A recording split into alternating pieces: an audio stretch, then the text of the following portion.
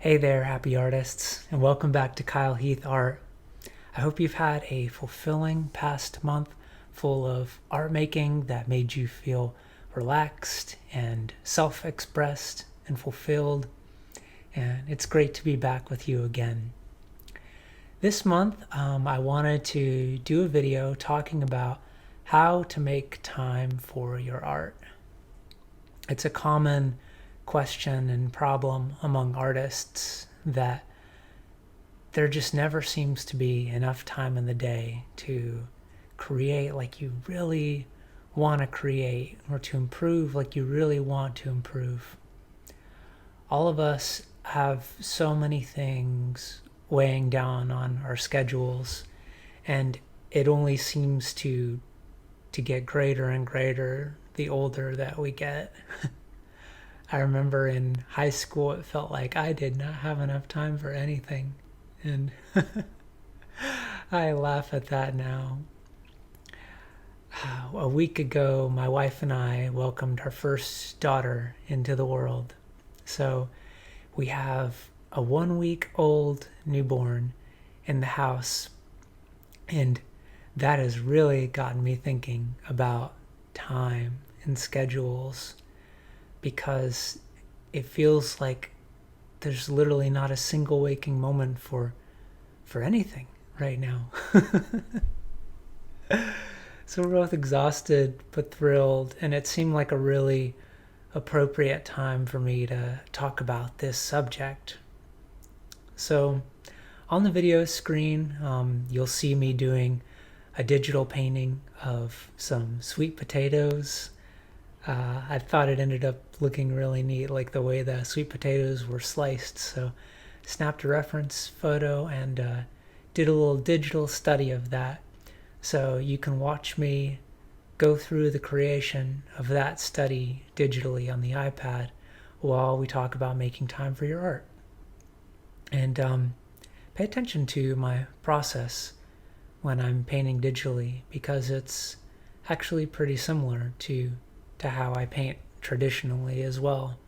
So for those of you who are traditional painters and are interested in dipping your toes into digital art, you really can have a lot of carryover into the digital realm.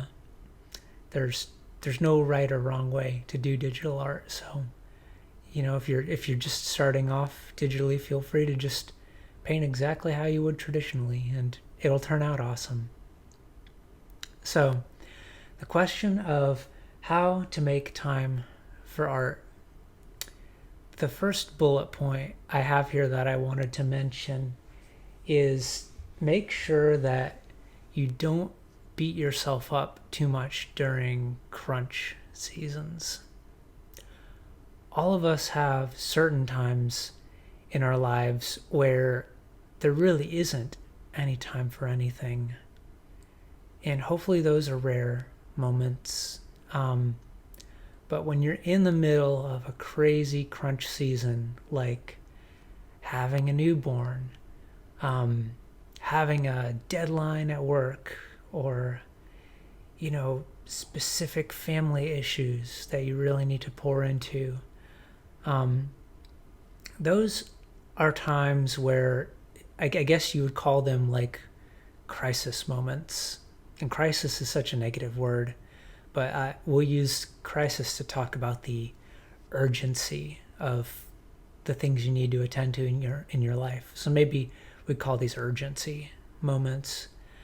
During some urgency moments of your life, you aren't going to have time for art and self-expression, potentially. And that's okay. We all have specific moments in our lives where our day-to-day schedule gets overturned out of necessity, and we have to just do things minute by minute. We have every hour filled up in the day, and that's an occasional part of life. So if you find yourself in one of these urgency seasons, one of these crunch times, then be gentle on yourself. A lot of your schedule is probably going to fall apart. And a lot of things that you're used to doing easily and comfortably may not be able to get done. And that's okay.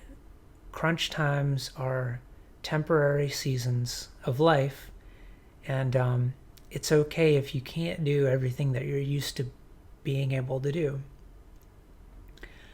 I know when my wife was pregnant, she needed 12 hours of sleep a night, basically the whole pregnancy.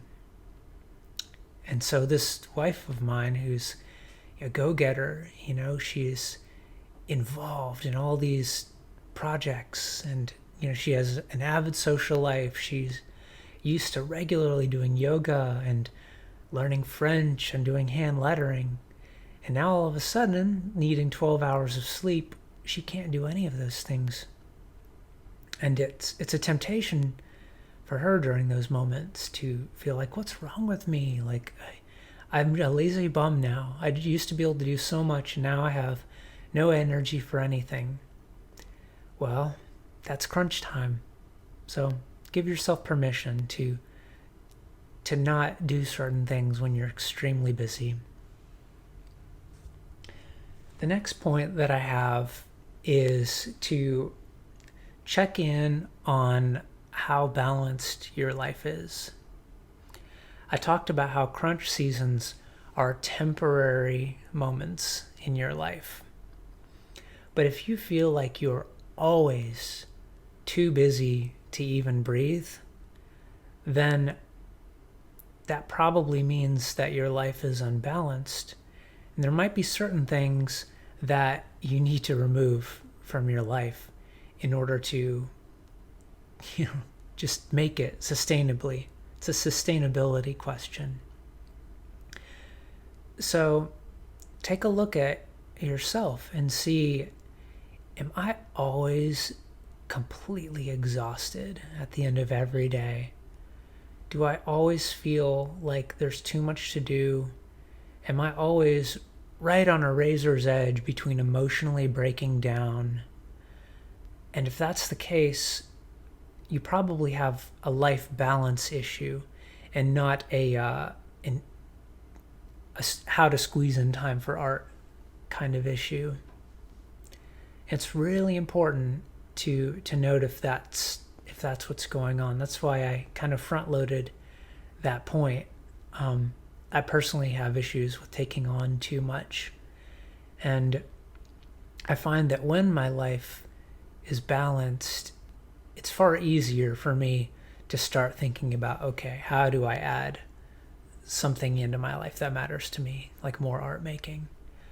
So do a little personal inventory and just see how stretched are you right now. Next point, look at your screen time. So assuming that you have a reasonably balanced life, again, we're all busy, but you're not sliding into home plate just beaten up every evening, then we can start looking at specific techniques and strategies for how to budget more time to your art making. And far and away, the number one easiest way for us to make more room is to limit our screen usage. So that means the time you spend scrolling on Facebook or Instagram, the time you spend reading blogs or going through Pinterest. And that also includes the time you spend watching TV in the evening, messing around on your iPad,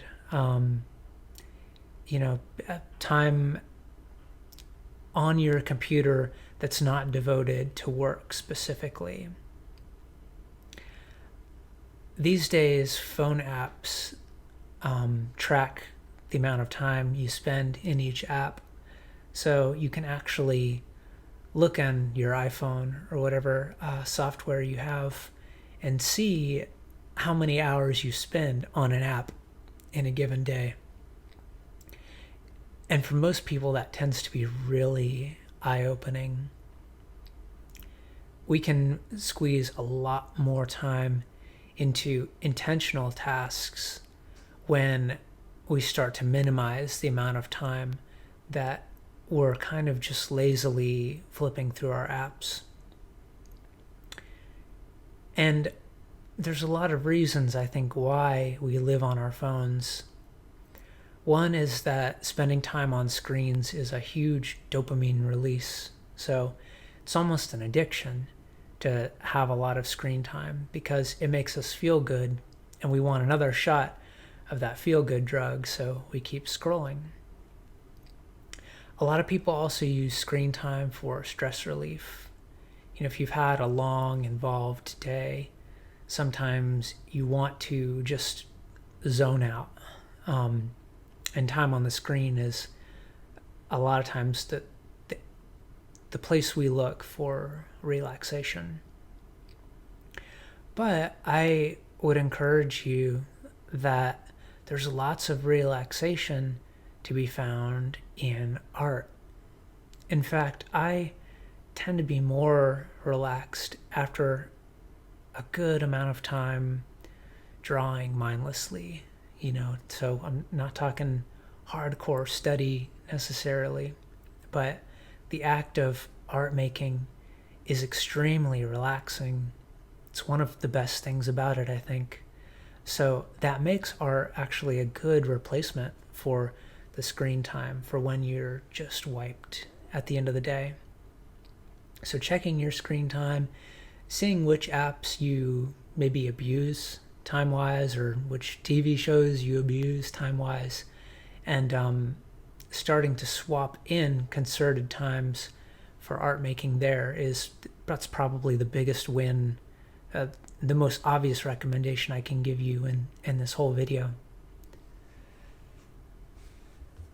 Moving on, another tip for making more time for art is to reduce the friction in starting your art making. So what I mean by that is, if it's a big to-do to even get started making artwork, then it's less likely that we're going to sit down and do it during a time of need. So making it as easy as possible makes it more likely that you're going to squeeze in art. So that might mean having your tools set out and ready to go, or at least in a convenient area.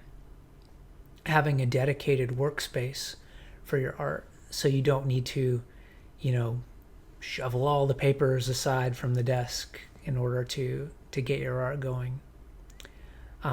Having things like easels and stuff in places where you can just quickly grab them and get going. And that can really make it easier to dive into art when you might have a very specific amount of time that you can devote to it. Next, you can combine your art with your downtime activities.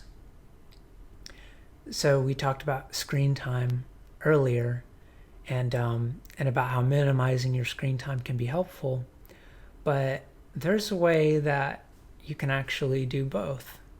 And it's something I do quite a lot. Say you just love watching TV. Well, find a TV show that is interesting to you, but not so interesting that you feel like you have to focus 100% on what's going on. Let the TV show play in the background while you do your painting or while you do your sketching. Then you're kind of like getting your happy time of watching TV, but you're also doing art. This works really well for art that you don't have to spend a lot of focus on. So for really focused moments of study, sometimes having noise in the background can be a distraction or a deterrent. But for art making that's a little more casual, background noises and TV is fantastic. These days, that's how I get most of my art in, is while the TV's on, just doing sketching or Procreate. And it feels more doable to me because the TV is on, feels less daunting for some reason than, okay, now I'm sitting down to do art and it's got to be good. Having the casualness of some television on in the background makes it easier for me to dive in. Next recommendation I have is to focus on subjects and mediums that inspire. So I'll break that down and go look at each one. Subjects and mediums that inspire. So first off, finding art subjects that are interesting to you rather than art subjects that you think you should be working on or you think you need to get better in. So if you just love painting flowers and you're struggling making time for art, well, every time you sit down, don't try to work on your figurative art. Don't work on landscapes. If you just want something that'll make it as easy as possible for you to practice more art, then just paint the flowers that you love. There will be plenty of time for that other stuff when you have the momentum of a regular art practice. So finding the things that are just easiest for you to dive into, the things that require the least motivation, makes it much easier. Same thing for the mediums that you choose. So, for example, breaking out the watercolors sometimes could be, a lot of effort compared to sketching or something like that. If you don't have regular art making practice, find something that's easy for you, even if it's just a 5-minute sketch with a pencil every morning while you're sitting down with your coffee. Maybe you just sketch your coffee mug. That's an easier thing to make a part of regular practice than breaking out the oil paints. Digital art, I think, for me, has served that role. It's easy for me to break out the iPad and do a painting while baby is sleeping for 30 minutes rather than trying to go downstairs and, mess with the traditional stuff. Digital is quicker and easier for me. And so because I have digital, because I have a sketchbook, things like that, it's far easier for me to keep an art practice even when things are busy. Next, stoke your motivation with artists and teachers you love. So this isn't about creating art exactly. This is about filling up your well of inspiration. Sometimes I need to take breaks from actual art making because the fire has fizzled out.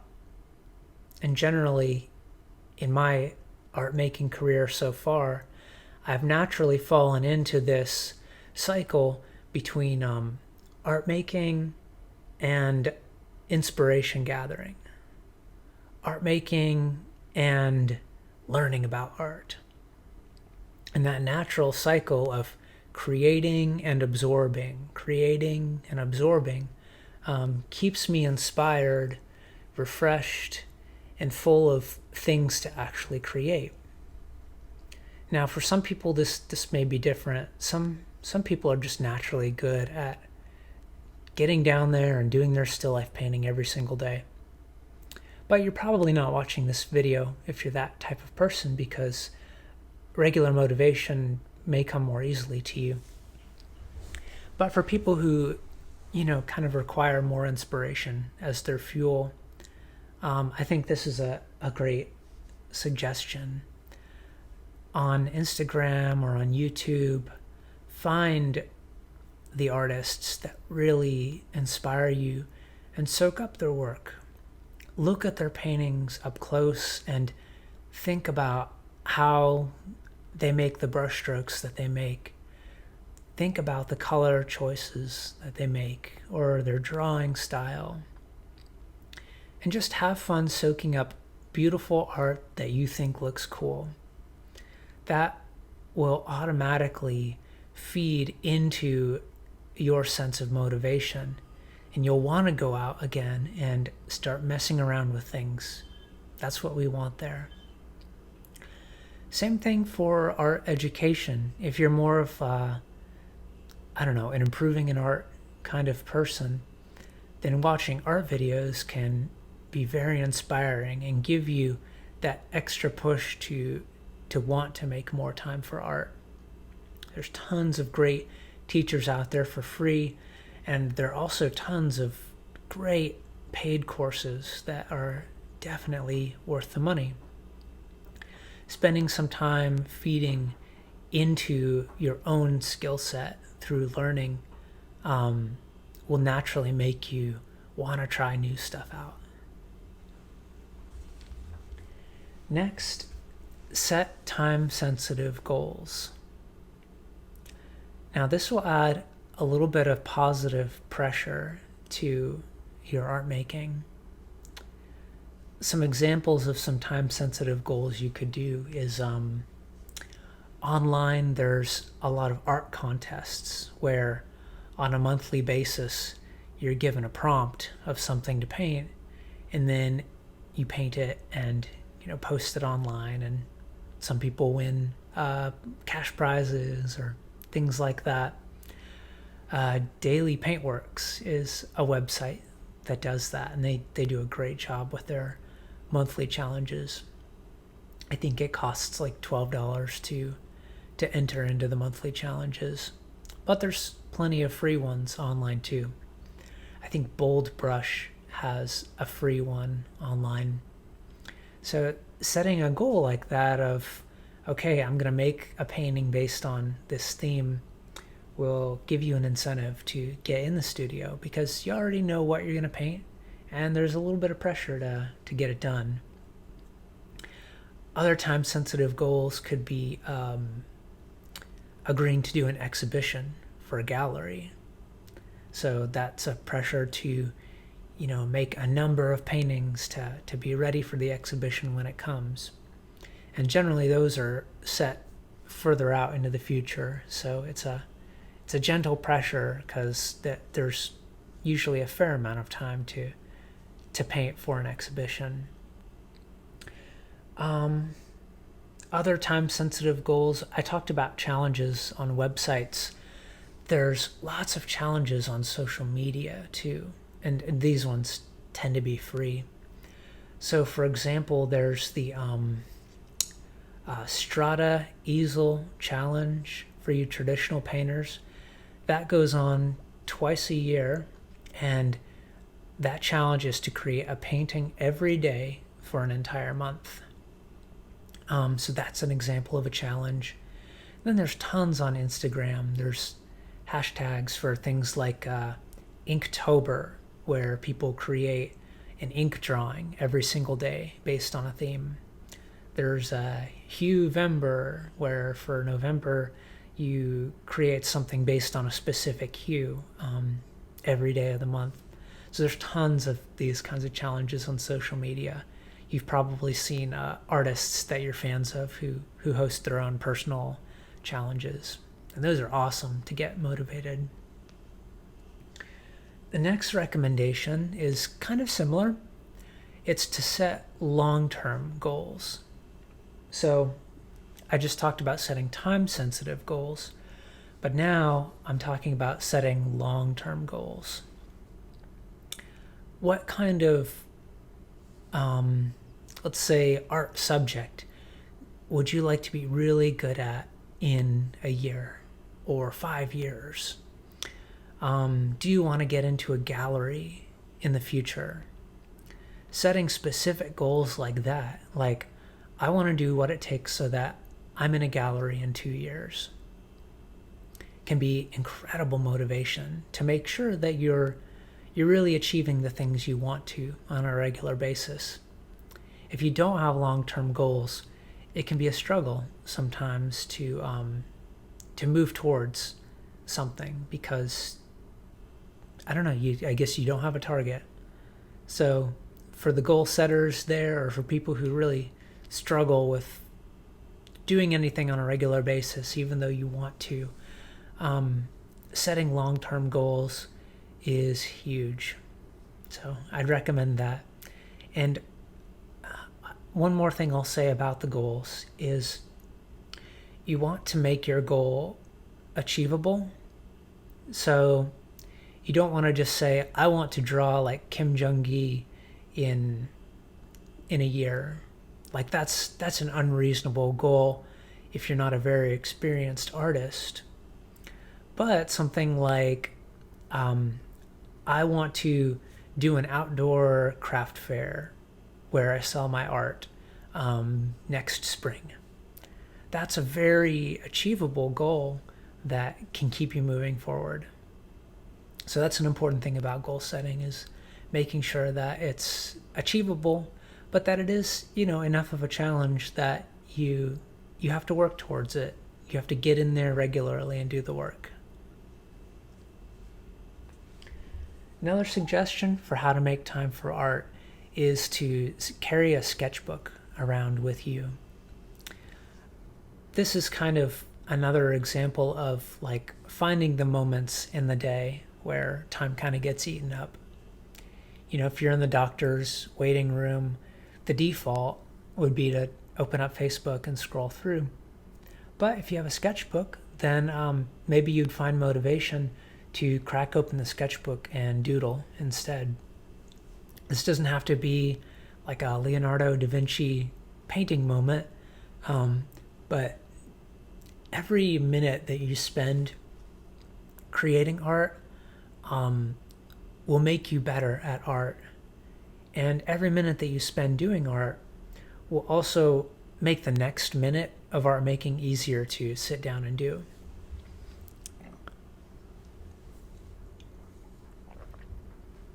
A lot of this is a matter of forming habits. So carrying a sketchbook around, great way to instill those habits of making something every single day, even if it's not intense, even if it's casual. The next suggestion is to find social art activities. Especially if you're an extrovert, it can be really difficult sometimes to make yourself sit down and be alone and make art. So much art making is kind of a solitary activity. So if that just doesn't sound interesting to you, well, there's plenty of ways that you can create art with others. Some examples would be join a life drawing class. A lot of cities have life drawing, and there, number one, you can do some of the greatest way to improve your art that there is, life drawing. And in addition, you'll be making art buddies. You'll be creating art among friends. You'll have opportunities to share what you know with others, to learn from others, and that can be an invigorating way to do art regularly. You may even find that you end up practicing during the week because you want your art to get better and for your friends to ooh and ah over it. And there's lots of other social art activities that you can do too. You can volunteer at an art studio. You can do drinking draws or sipping paints. I don't know what they're called.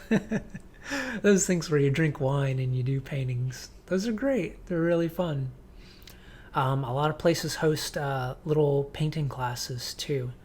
And that can just be a good way to get out, have fun with other people, and to make art. A lot of cities also have plein air painting groups. Plein air is where you go outside and you paint scenes outdoors. Especially when the weather is nice, a lot of plein air groups will go out, make a painting of a scenic or beautiful area, and that is an incredible way to make art friends and to motivate yourself to regularly create art. The next suggestion is to keep your art space a judgment-free zone. we put a lot of pressure on ourselves as artists. We have a tendency to hate on the art we create because we always know what better art would look like. That's one of the weird things about being an artist is you're improving your hand as you paint, but you're also improving your brain as you learn. And those skills don't grow at the same pace.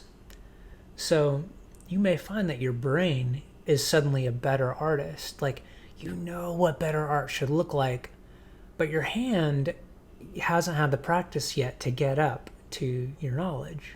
See what I mean? So that puts you in this position a lot of times where you look at your art and you think, oh, I know how to make better art than what I just made.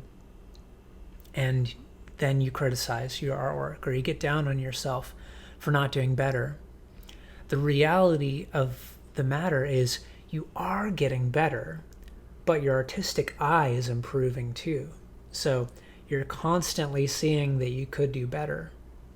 And it may be harder for you to realize that your skills really are improving. So making your art studio a judgment-free zone is invaluable. I think the more that art is playful self-expression, the better art you create.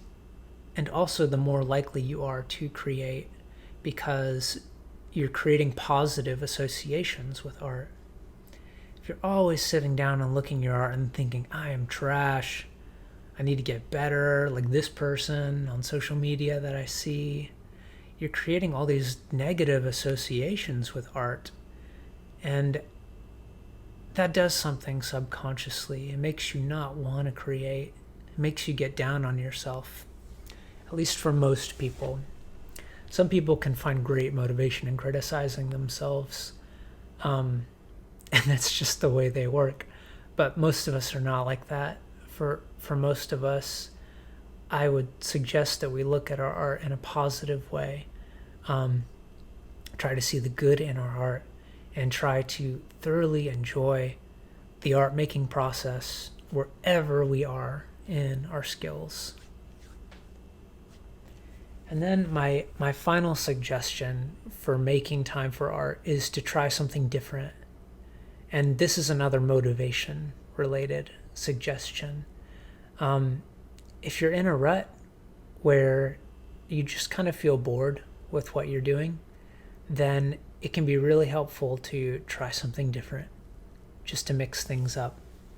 So, for example, if you've never tried watercolor, take a splash, play around, maybe buy a little watercolor course online and just mess around with it for a couple weeks. Put your boring old, landscapes to the side if they're boring you, and do something different for a little bit. That'll reinvigorate your interest in art. And you'll also be giving yourself a break from, a subject or a medium that you just kind of got tuckered out on. You really can do art regularly when you diversify across the art that you make. Again, that's one of the reasons why I take breaks from actual art making and spend time studying art. It's because that mixes it up for me. It's finding something different, which keeps me fueled and motivated. So those are all my suggestions for how to make time for art. If you have any other suggestions, I would love to hear them. Post them in the comments. And just keep art making, especially if you're stressed, especially if you're busy. Sometimes those can be the most important times to find practices that can refresh you. It can also be very difficult during those moments to find to do those activities that refresh you, but it tends to be worth it. It kind of sounds like people talking about meditation. You always need meditation when you don't have time for meditation, or I've heard that about prayer too. Art making is similar in the sense that it's a very fulfilling activity that sometimes can be hard to do when you're a little busy. But putting in a little bit of work to make the time to do it regularly can make all the difference sometimes in your mindset, and also just feeling like you're achieving goals and doing things that make you happy on a regular basis. I hope this video was helpful. I really appreciate you all. I'm thankful to be on this art journey with you, and I hope you have a fantastic month. Happy art making, everyone.